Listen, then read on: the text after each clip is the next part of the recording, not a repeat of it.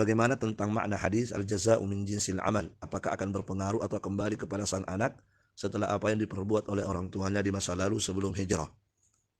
Baik. Al-jaza'u min jinsil amal itu artinya balasan itu tergantung dari jenis perbuatan. Ya, jadi ketika si fulan misalnya berbuat kebaikan, maka balasan dari Allah juga adalah kebaikan. Demikian pula sebaliknya, ketika si fulan berbuat kejelekan, maka jenis balasan dari Allah pun kejelekan. Ketika si fulan menolong saudaranya, maka balasan Allah pun adalah pertolongan untuknya. Ketika si fulan menutup kejelekan saudaranya, menutup aibnya saudaranya, maka Allah pun akan menutup aibnya. Ketika si fulan memberikan kemudahan kepada orang yang kesulitan, maka Allah pun akan memberikan kemudahan kepadanya di saat dia kesulitan. Jadi seperti itu makna al-jaza'u min jinsil amal. Akan tetapi ini bukan hadis Rasulullah sallallahu alaihi wasallam. Ya, namun dia adalah kesimpulan yang disebutkan oleh para ulama diambil dari hadis-hadis Rasulullah sallallahu alaihi wasallam.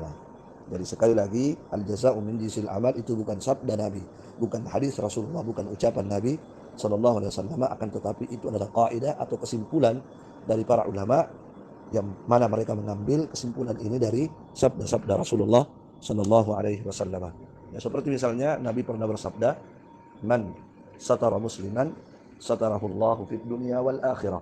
Barang siapa yang menutup aib atau kejelekan seorang muslim, maka Allah pun akan menutup aibnya di dunia dan di akhirat. Wa man yassara ala mu'sir yassarahullahu fid dunya wal akhirah.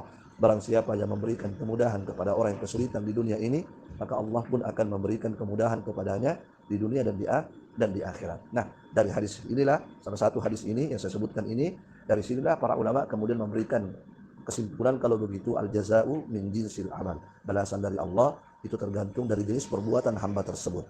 Ya. Dan kaidah ini kembali kepada pelaku ya. Jadi kembali kepada orang yang berbuat. Jenis balasan dari Allah yang merasakannya adalah orang yang berbuat. Jadi kalau si Ahmad yang berbuat seperti itu, maka dia juga yang akan mendapatkan balasan sesuai dengan jenis perbuatannya. Ya seperti itu, wallahu a'lam bishawab. Ya. Akan tetapi ikhwani fillah hafizakumullah, terkadang orang tua ya karena kesolehannya, karena kebaikannya, ya terkadang sang anaknya pun ikut merasakan buah dari kesolehan orang tuanya. Jadi terkadang seperti itu ya. Seperti misalnya diterangkan dalam Al-Qur'anul Karim, tentang kisah Nabi Khidir alaihi salatu wassalam. Di mana dalam Al-Qur'an disebutkan bahwa ada anak di masa itu yang mendapatkan kebaikan dari Allah Subhanahu wa taala. Kenapa dia mendapatkan kebaikan dari Allah? Disebabkan karena kesolehan orang tuanya. orang tuanya. Ya, disebutkan dalam Al-Qur'an wa kana abuhuma shaliha. Dan dulu orang tuanya dulu adalah termasuk orang-orang soleh. Sehingga karena kesolehan orang tuanya, maka sang anak pun mendapatkan kebaikan dari Allah Subhanahu wa taala. Ya, seperti itu.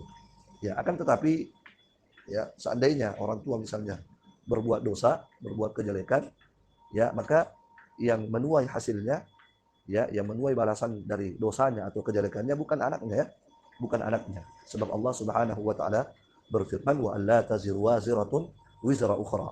Dan seseorang itu tidak menanggung dosa orang lain. Seseorang itu tidak menanggung dosa orang lain. Siapa yang berbuat kejelekan maka dia yang menanggung hasilnya.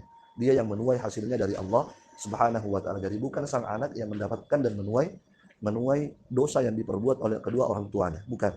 Ya, barakallahu fikum.